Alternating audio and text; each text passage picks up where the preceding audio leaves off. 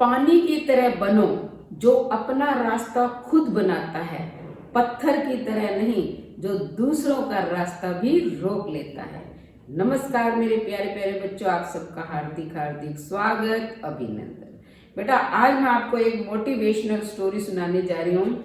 एक बार मगध का राजा चित्रांगद, जो अपनी प्रजा से बहुत प्यार करता था, उसने अपने राज्य के अंदर अनेक चिकित्सालय, विद्यालय और आश्रम बनवाए हुए थे ताकि प्रजा को कोई भी कष्ट न हो।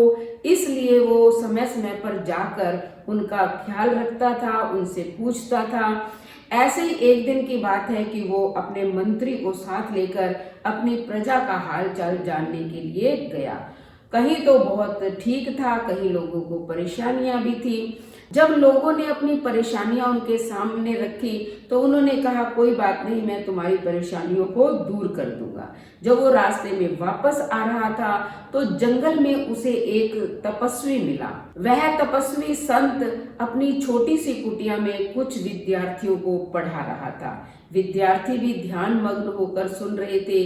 राजा उनके पास गया, उनसे मिला और फिर जब आने लगा तो उसने कुछ सोने की मोहरें जो है उस तपस्वी को देनी चाहिए। तपस्वी ने इनकार कर दिया। उसने कहा, राजन, मैं इन मोहरों का क्या करूंगा, आप गरीबों में बांट दे।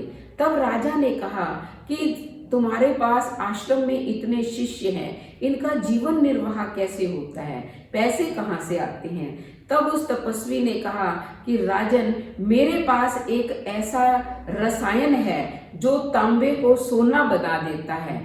तब राजा को बहुत ही हैरानी हुई और उन्होंने कहा कि अगर वह दिव्य रसायन आप मुझे उपलब्ध करवा दें तो मैं अपने राज्य को वैभवशाली बना सकता हूँ।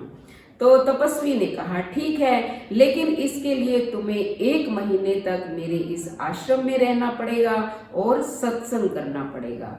राजा ने मान लिया, वो वहीं रह गया।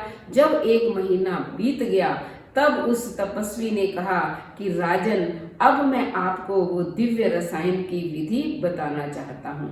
तब राजा ने कहा कि अब मुझे इसकी जरूरत नहीं है, क्योंकि आपने तो मेरे हृदय को ही अमृत रसायन बना दिया है। तो बेटा, जो भी व्यक्ति सत्संग में जाता है सच्चे मन से और ध्यान से चिंतन और मनन करता है तो उसके मन से काम, क्रोध, लोभ, मोह, अहंकार के सारे विकार स्वयं ही दूर हो जाते हैं। फिर उसके मन में किसी चीज की लालसा नहीं रहती। तो कैसी लगी कहानी? कहानी अच्छी लगी तो चैनल को सब्सक्राइब करें, लाइक और शेयर करें, कमेंट करें और बेल आइकन के बटन को दबाएं ताकि अगली कहानी का नोटिफिकेशन सबसे पहले आपको मिले। धन्यवाद।